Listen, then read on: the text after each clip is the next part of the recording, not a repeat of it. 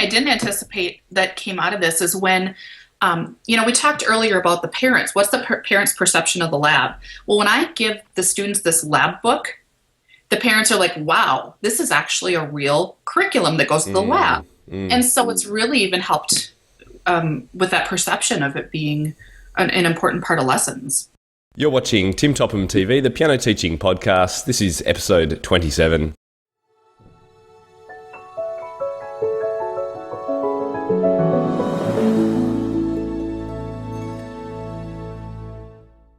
G'day everyone and welcome to the show. We've all got limited time in our studios, so when I hear about a new idea for ways of maximising that time, I just have to share it with you.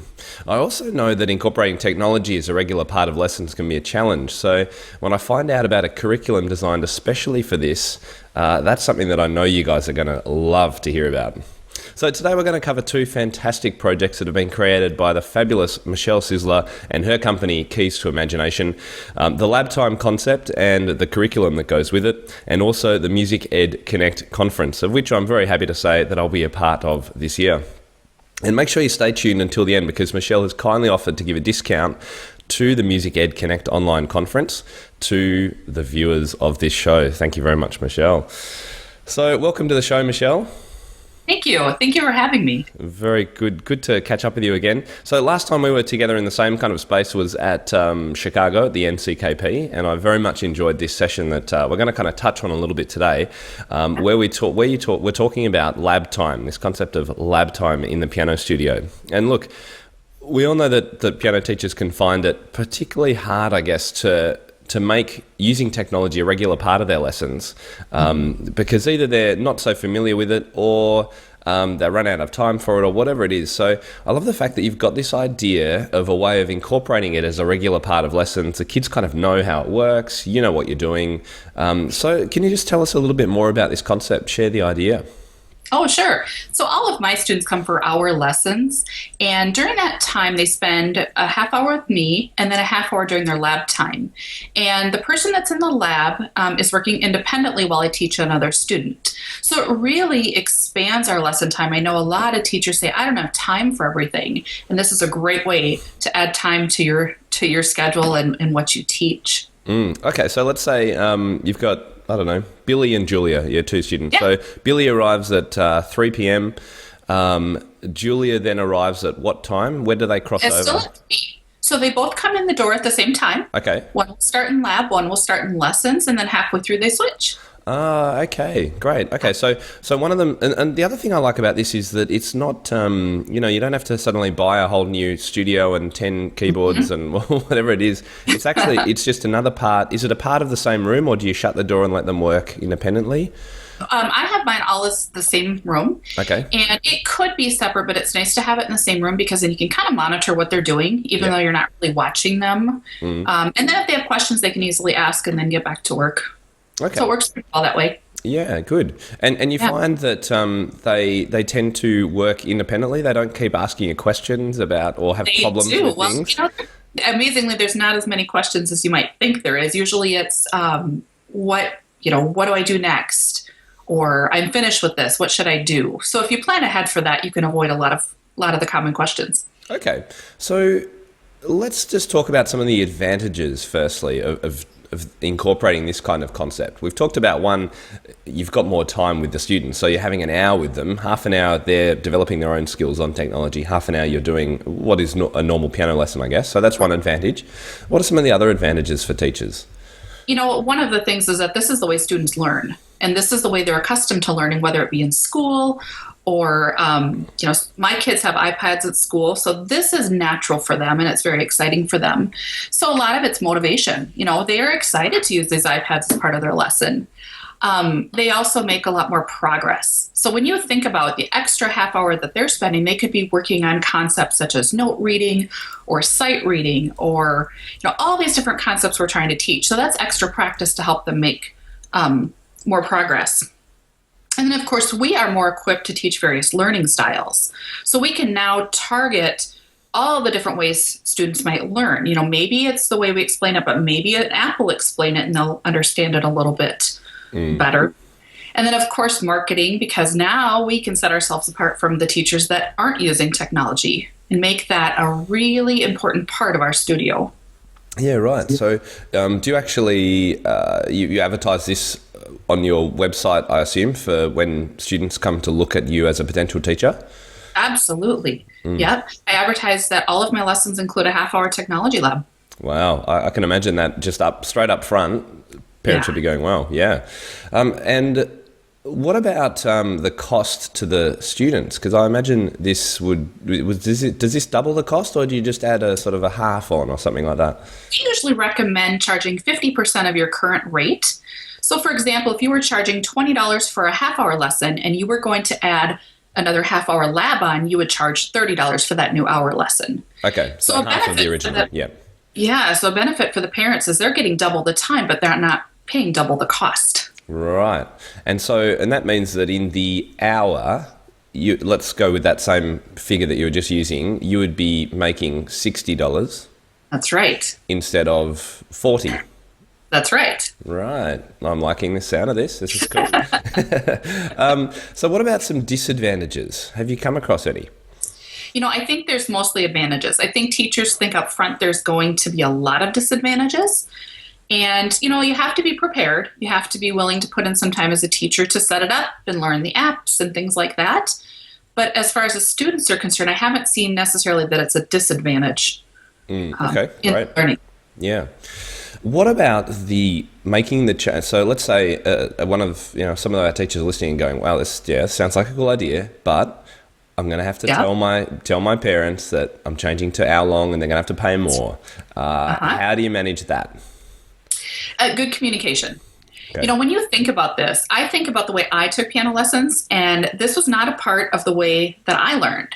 So I take myself as an example and say, if a teacher came to me and said, okay, we're going to change the format. Here's your new lesson time. Here's your new lesson rate. I'd say, what for? Tell me about it. What are they going to be doing? And I think if you keep that communication open and explain all the reasons you're doing it, all the benefits, what will the students be doing, and even have an open house and show them, show them what you're doing, they'll understand and they'll buy into that.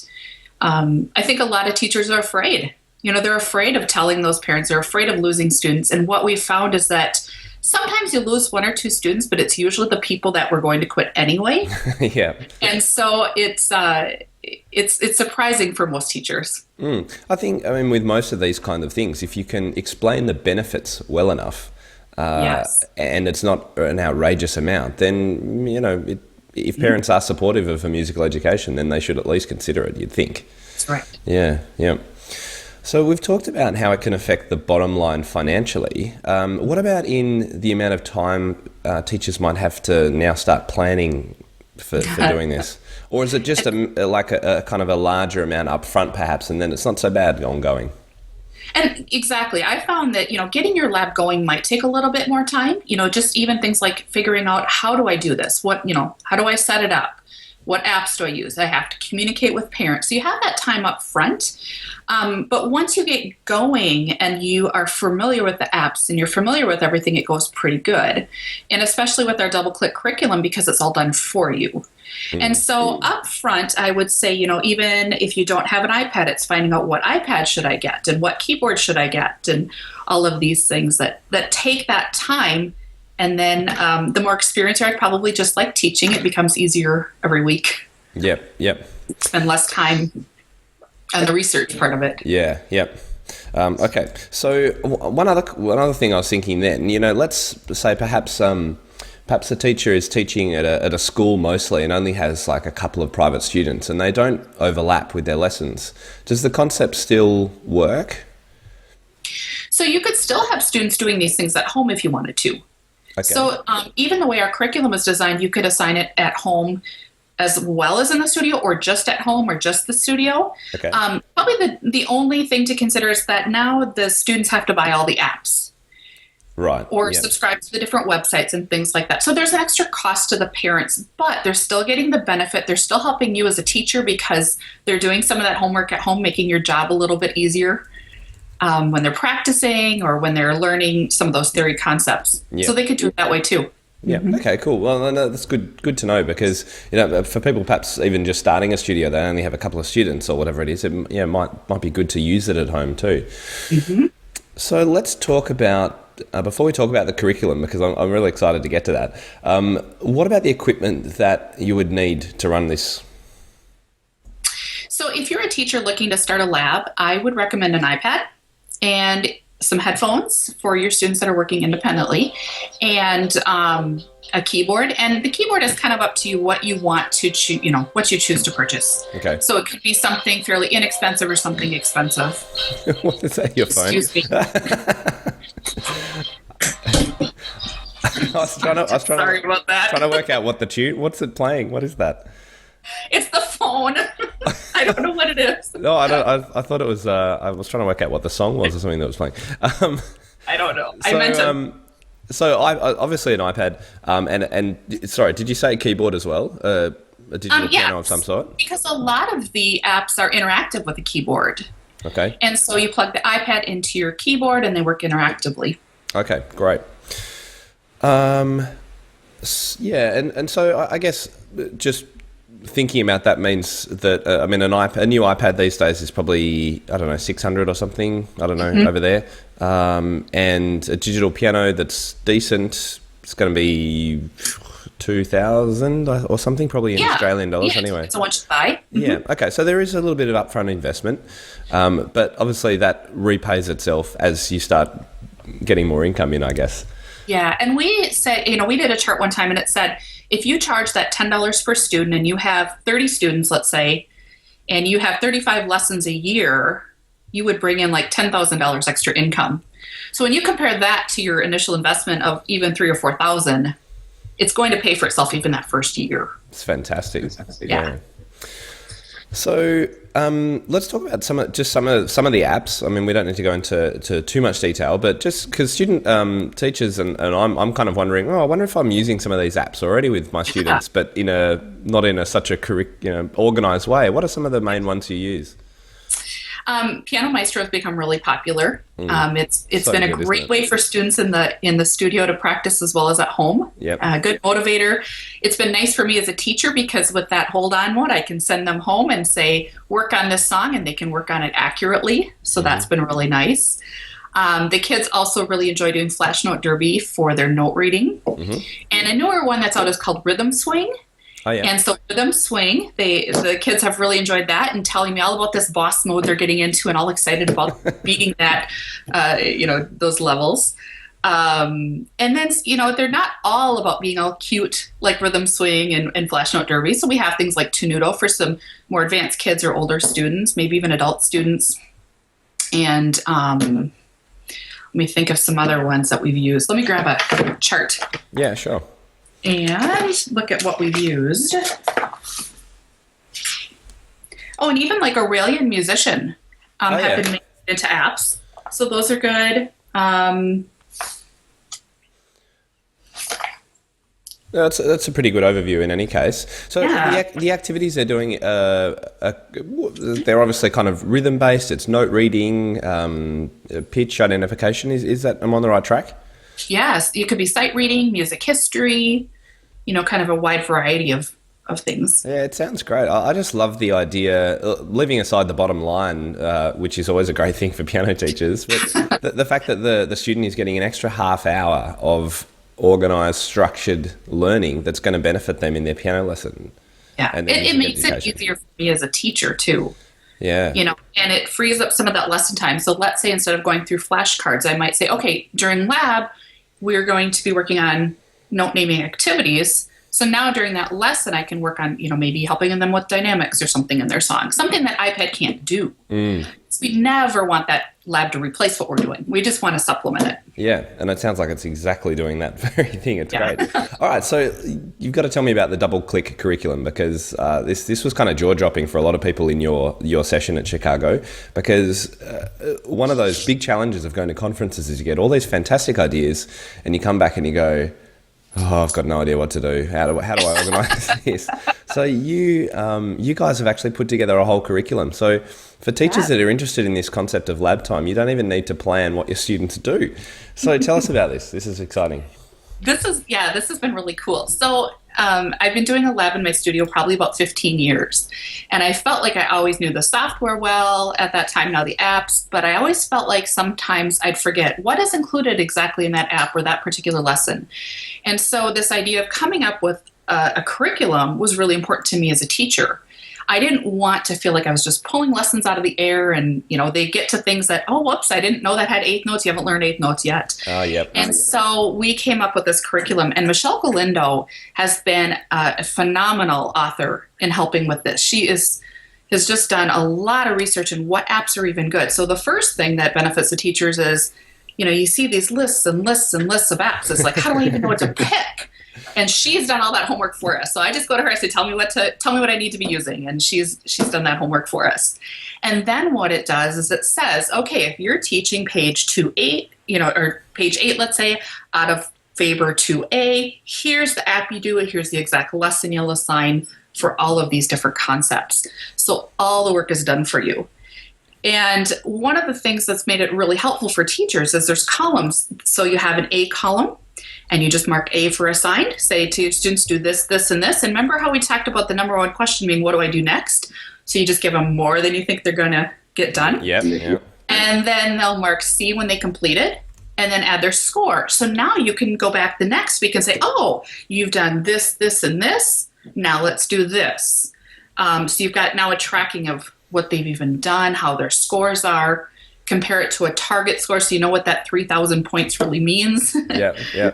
And you can help them, find the next lesson. Great. And I think I found a video online of how this works too. So we better put a link to that definitely in the show notes. So you mentioned this works in line with Faber. Does it work with Piano Adventures is that Piano Adventures?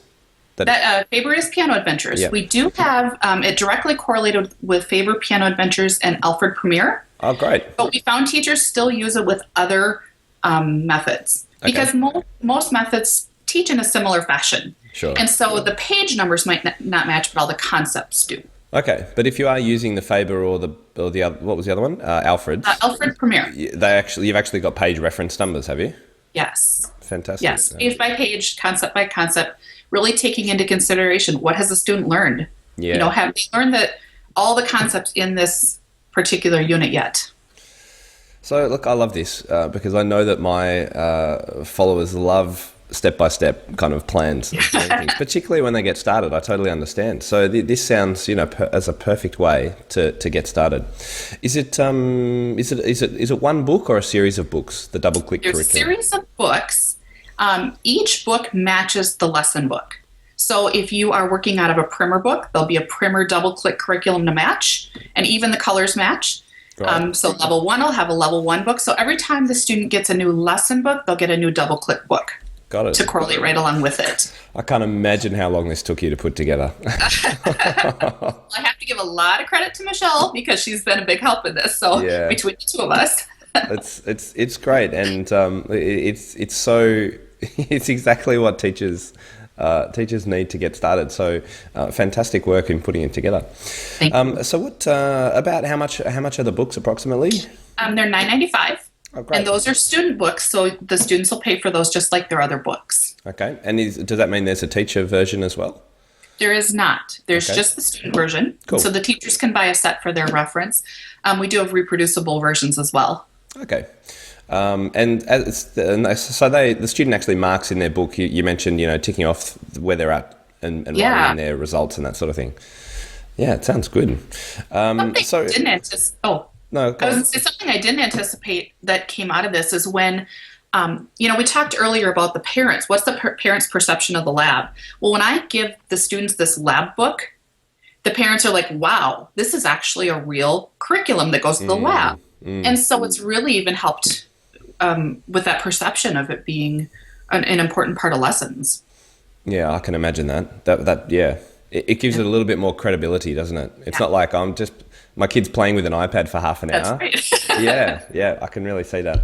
Okay, so cost up front, let's say we've got the book for the student, $10. Mm-hmm. You need to have an iPad. The apps, most of them are not that expensive from my experience, so be less than $50 or something. Right. Yeah. 99 cents to $1.99 an app. And, Yep.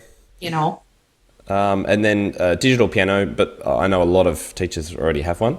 And you're ready to go. You could just try it out. And would it be worth, rather than, let's say you've got a studio of 40 students already, could teachers try this out with 4 kids and just see how it goes? Sure, they could.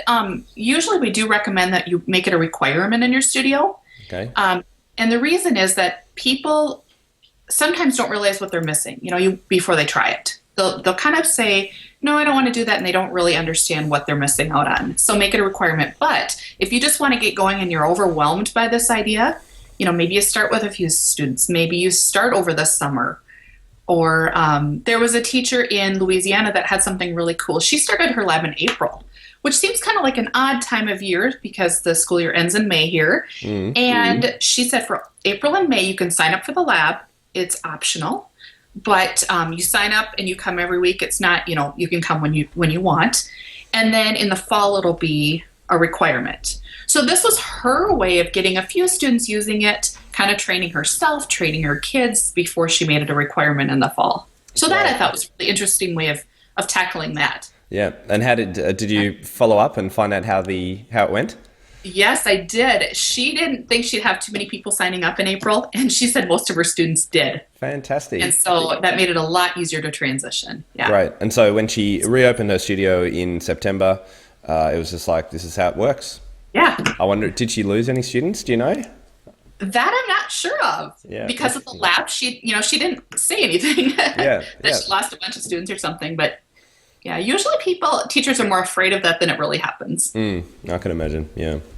Well, look, fantastic. I totally love this idea. I think you've done such a good job of it. And when I was in your session, I was like, oh, this is very cool. Very cool. And you also showed us some of these other, you've got other apps that you were kind of demonstrating where you can kind of write on your iPad and it comes up on someone else's computer and things like this. Is that in the book, or was that just some other fun stuff you were showing us? That one is probably not in the book because that's more of a group app. Yeah. But I'm actually doing that session at Music Ed Connect. So if people want to see some of those things, that might be a good place to get more ideas. What a brilliant segue, because I was about to. So for those of you who don't know, Michelle and the Keys to Imagination run the Music Ed Connect conference, and this must be the third year, perhaps? Third year. Third year. And now this conference is 100% online, guys. So you don't need to actually leave your house to come and listen to all these amazing speakers. And you've got some of the best. We do. The ones that you would otherwise pay at a conference, you'd end up paying $1,000 or more with your accommodation and travel and everything. They're all going to be available online. I just totally love this idea. So tell us about it. How did you come to create it? It was one of those moments that I said, I wish I could, I wish I could sit here in my pajamas and watch all these sessions and give it time to digest. Or, sometimes it was even a matter of, geez, I've watched this great session, but I don't remember what they said about a particular concept. I wish I could go back and rewatch it. And so it kind of came from those I wish moments. And so we came to create this online conference that takes place live in February. And the attendees can interact with the presenters, ask questions. Everything's also recorded. So you can go back and rewatch sessions, or I know a lot of people in Australia, the time doesn't work out. So a lot of them have replay passes. They just watch the videos on their own time. But either way, you get the videos for an entire year. So you can watch and rewatch as many times as you want to on your own time. I love it. Totally. Totally get the idea. And yeah, not only are you, as you say, in your pajamas with your glass of wine or whatever it is that you like, but the idea of being able to rewatch is so important. And I think that's why online training, which is what I enjoy doing as well, and creating is so popular, because, you can just watch 10 minutes and go, you know what, I'm going to try that this week. And then you can come back again and try another thing. It's just brilliant. And it does save a little bit of that overwhelm that you get at conferences of trying to remember and incorporate these, thousands of good ideas that you found out about. So how does the technology work from the teacher's end? Well, from the teacher's end, so we use a service that's designed for large online meetings or webinars and events like this.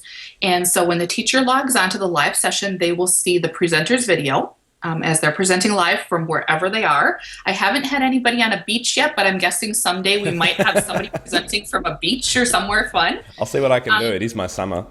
Yeah. Yeah, I don't think you want to see me in a snowbank, but and then they will also see the presenter's PowerPoint or keynote or videos or whatever they're presenting right alongside of it.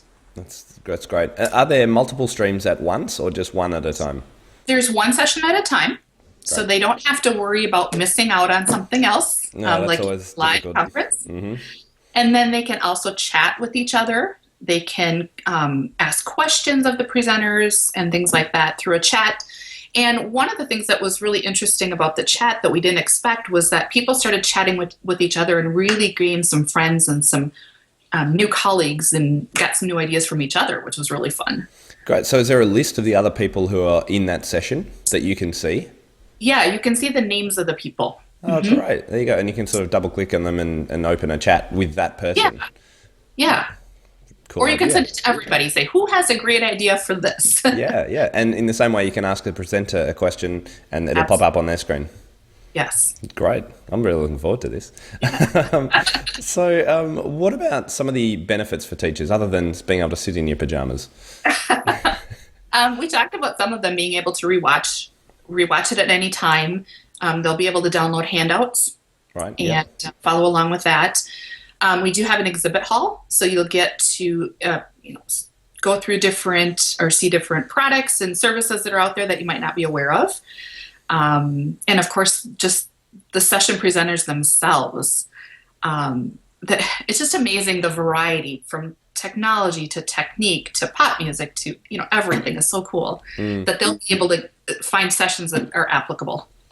And who are some of the key speakers that you've got? Oh my gosh.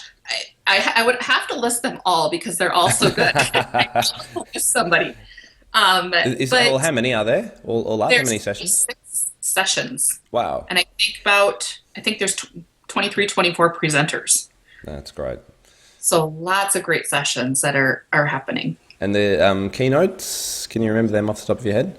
Yes, Pete Jutras is doing our keynote, and it's called Head. And so he's taking a look at what the future of piano teaching is. Sounds like so I'm really excited to see that. Yeah, absolutely. Yeah, and I met Pete as well at the Chicago conference. If anyone hasn't got the idea from me yet that they need to go to the NCKP conference, then you're not watching enough podcasts. You got to go. You meet all these fantastic people. So I'll be looking forward to seeing Pete in action too. I'll agree with that. NCKP is wonderful. Really is very good.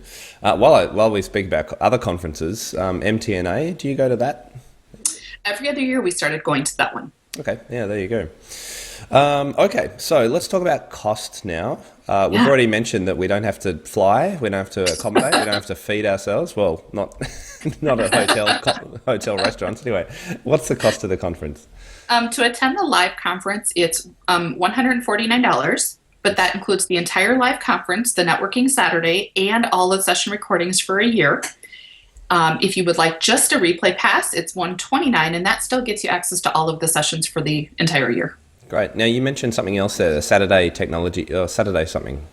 Saturday networking. So what we do on Saturday is some of the presenters will take some time, whether it be a half hour, an hour, and jump online and answer questions from attendees and give ideas. And it's just a really good way for presenters to network with attendees and attendees to network with each other.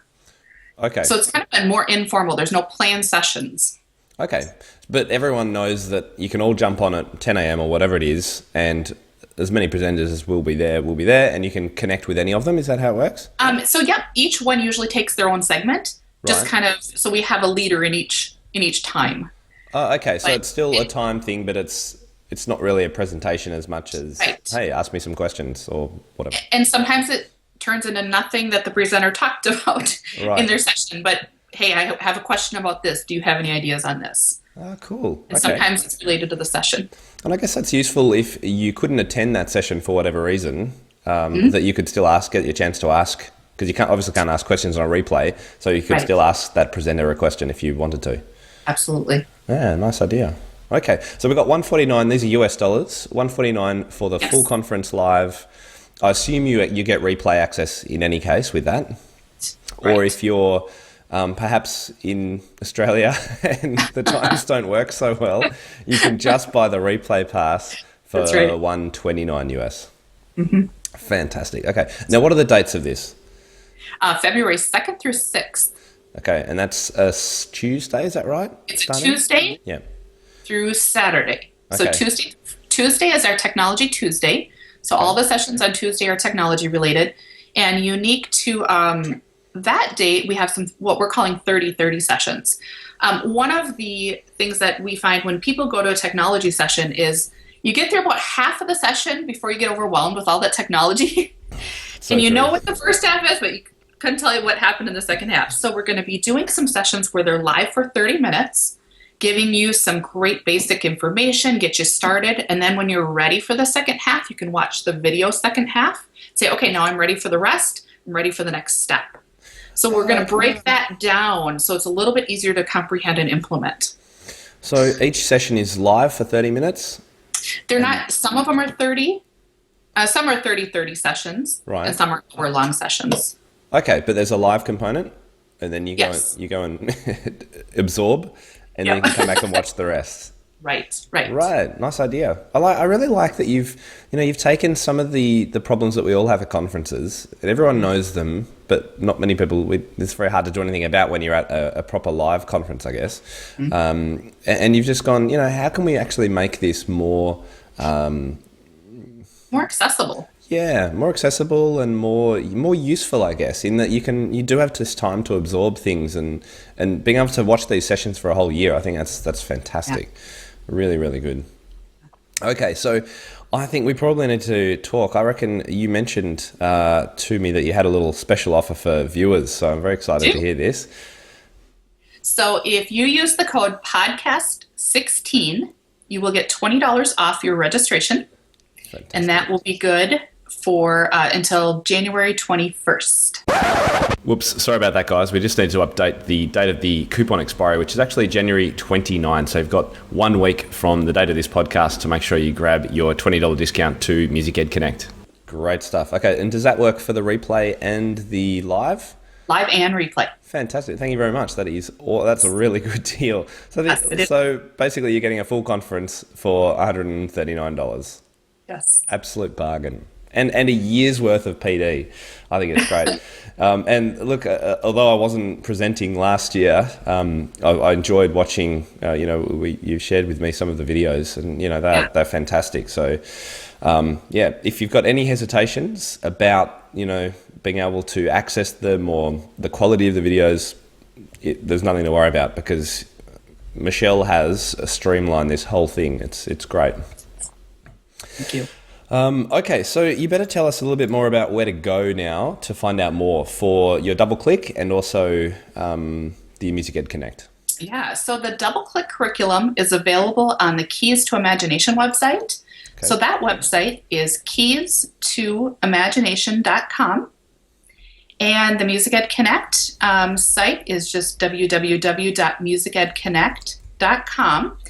And on that site, you will find the entire lineup. So all the sessions, all the presenters' pictures, all their bios, and a place to register.